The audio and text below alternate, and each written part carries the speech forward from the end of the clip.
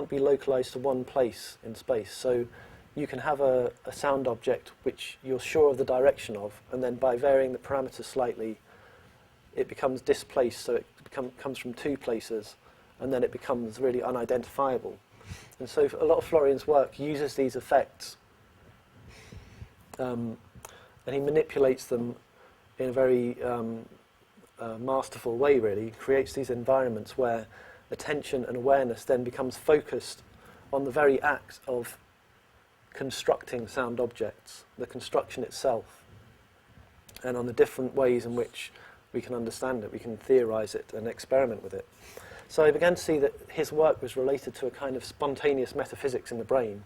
And where does this come from? Well, of course, it's a matter of evolutionary cognitive biology. The brain has endowed us with a complex set of rules that express a kind of biological theory of objects, a biologically instantiated theory of objects, or a metaphysics. And this is very interesting from the point of view of speculative realism, because speculative realism is, of course, interested in troubling or in disrupting the spontaneous notion of realism that we've been bequeathed by evolution. It's interested in questioning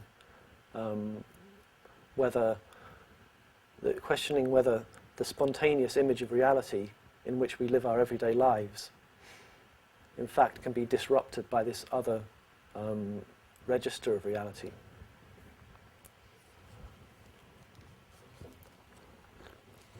So from this perspective, you could say that psychoacoustics, in fact, describes a kind of systematic hallucination